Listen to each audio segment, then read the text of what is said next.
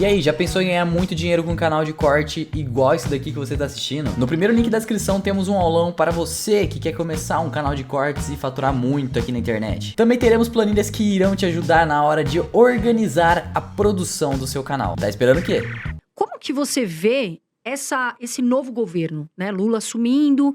O que você enxerga para o cenário geopolítico, econômico? Então, geopoliticamente falando, o Brasil, por incrível que pareça, né, ele tende a se dar um pouco melhor do que era o governo Bolsonaro, por exemplo. Por quê? A geopolítica é muito o mundo da hipocrisia. Às vezes não interessa nem tanto o que você faz, mas sim o que você fala, né?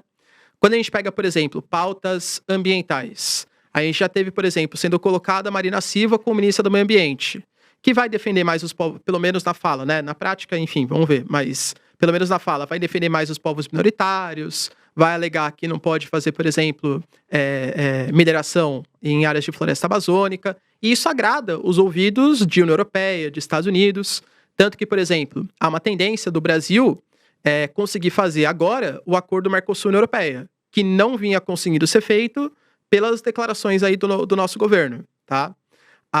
Agora, a gente depende muito também do cenário externo.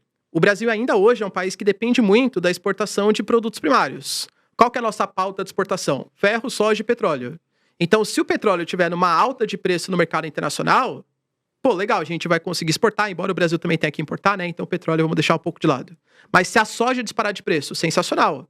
Se o ferro disparar de preço, sensacional. A gente vai conseguir angariar esse dinheiro para conseguir fazer políticas públicas. O governo Lula, a gente pode separar nos anos 2000 entre um governo de primeiro mandato e um governo de segundo mandato.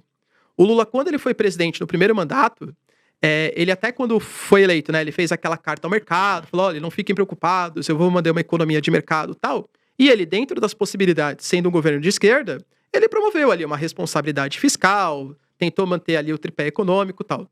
Agora, depois da crise de 2008, como ele não queria ter a sua popularidade abalada, aí ele começou a aumentar gasto público, favorecer o crédito, deu subsídios muito desmedidos às estatais, e isso acabou culminando depois na crise do governo Dilma, né? Mas, então acho que depende muito de como vai estar a situação mundial. Será que as commodities vão estar valendo muito no mercado mundial? Se sim, é um ponto positivo. Se não, eu acho que políticas públicas de altos gastos públicos, sem arrecadação da nossa principal fonte de renda, que é a exportação de commodity, pode acabar gerando ou dívida ou aumento dos impostos, que vai culminar ainda mais com o sufocamento, né, das empresas, do mercado consumidor, ou com inflação. Sim. Agora, professor, você citou um ponto importante. O Fernando Haddad, que é o novo ministro da Economia, citou a questão da moeda única, né, que o Brasil voltaria a conversar, parece que até tiveram encontros entre o Lula e o presidente da Argentina, e foi discutida a possibilidade de uma moeda única aqui no Mercosul. Como você enxerga isso? É viável? E qual a sua opinião sobre isso, né?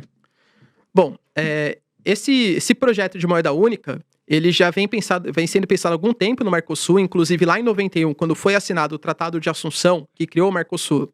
Uma das ideias era, no futuro, talvez fazer uma moeda única, e inclusive até o Paulo Guedes comentou sobre isso. Comentou, né, O Paulo sobre a Guedes era possibilidade. defensor, não é algo do Lula, tá, pessoal? É algo que o professor citou bem aqui. Paulo Guedes era defensor também da moeda única, né? Só que daí ele falava que o Brasil seria a Alemanha do Mercosul, da zona né? do euro. Exatamente. Por quê? Eu acho que assim, ter uma moeda única, qual que é o benefício? Você promove um intercâmbio de mercadorias muito mais facilitado. Hoje em dia, por exemplo, quero negociar com a Argentina, que é um país vizinho, tem que converter para dólar ele para peso e tal. Isso acaba atrapalhando um pouco as relações. Quando você estabelece uma moeda única, você aumenta a possibilidade de mercado consumidor próximo. E isso é bem legal, claro. Só que tem o prejuízo que você vai estar subordinado, vai ter que ter um banco central de todos os países. Os países, eles vão ser obrigados a seguir uma política fiscal ao menos parecida para que o outro não saia prejudicado. Dentro da União Europeia, que em geral são países que têm um histórico de uma responsabilidade fiscal um pouco maior, de clareza nos gastos públicos um pouco maior, já dá problema. Caso da Grécia, por exemplo. A Grécia, eu lembro bem a época. A Grécia, quando estourou ali a dívida da Grécia, né, uma crise internacional e tal, a Grécia elegeu um cara de um partido chamado de Syriza, que era o Alexis Tsipras. E aí ele anunciou, como política pública, eu vou dar o calote. Essa é a minha política para combater a crise na Grécia. Aí eu lembro que chegou a Merkel, o Tsipras. Chega aí, vamos conversar, né? Por quê? Uma coisa é a Grécia sozinha dar calote. O problema é dela, né? Vai gerar desconfiança dos investidores e tal, mas ela que se afunda. Se a Grécia anuncia um calote e ela faz parte da zona do euro, isso prejudica não só a Grécia, mas toda a União Europeia, né? Então, precisa ter algum país que seja a head ali. Por isso que o Paulo Guedes até anunciou, você é a Alemanha ali do Mercosul. Eu não vejo o Brasil com essa capacidade, visto que a gente já tem um histórico de não ter muita responsabilidade, né? Já é um país de risco.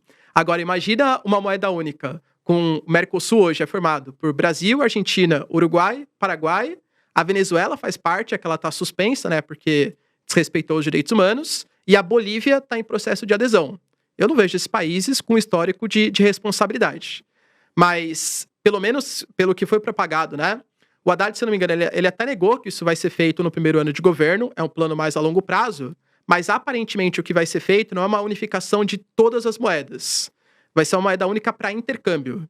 Então o Brasil vai continuar tendo o seu real, mas quando for negociar com a Argentina, por exemplo, não vai fazer essa negociação por dólar. Vai fazer pela moeda Mercosul, não sei qual vai ser o nome, né? Igual, por exemplo, o Brasil vende algo para a Argentina num valor que a Argentina também vende para o Brasil, entre aspas.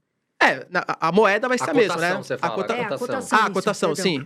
Exatamente. Só que aí a gente vai ter que fazer um câmbio ali baseado também no valor do peso argentino ou do real. Tem tudo uma questão, não é tão simples, né, professor? Porque hoje, se você pegar, não sei, mas talvez o real deva estar valendo 10 vezes mais do que a moeda argentina. Então tem tudo, acho que foi essa questão que a Carol quis perguntar, né? A questão da equivalência da cotação. Tem tudo isso também, né? Não, é uma engenharia bem complexa, assim, que eu não vejo. Como eu falei, se fossem países mais estruturados economicamente, até poderia valer a pena. Embora a gente saiba que até na União Europeia dá um monte de problema. Inclusive porque são países com realidades muito diferentes, né? Não adianta você ter uma moeda muito forte se a sua economia não é adepta para uma moeda forte. Por exemplo, citando até o caso da União Europeia. Grande parte da responsabilidade também pela crise da Grécia está na Grécia ter uma moeda muito forte. Porque por mais que isso aumente o poder de compra dos gregos, a Grécia não consegue exportar nada. Poxa, eu vou, sei lá, o que a Grécia vende? Bem simples, né? Turismo, uva e azeitona. Pô, se eu vou comprar vinho e azeite, eu posso comprar no Chile, na Austrália, na África do Sul, que são moedas bem mais baratas que a moeda da Grécia, entende? Então, ter uma moeda muito forte com uma economia que depende de exportação de commodity pode não ser tão inteligente assim, né? E aí, qual vai ser o preço dessa moeda? Tem uma engenharia muito complexa que eu não vejo muito sentido pro Mercosul.